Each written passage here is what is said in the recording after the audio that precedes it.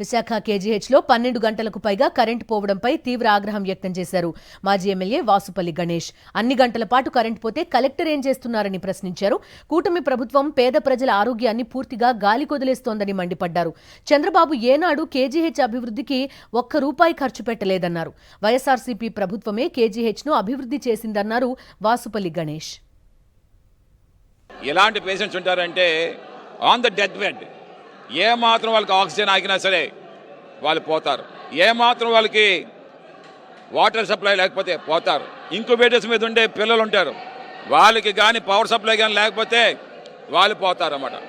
So అందుకే power supply is mandatory అన్నమాట.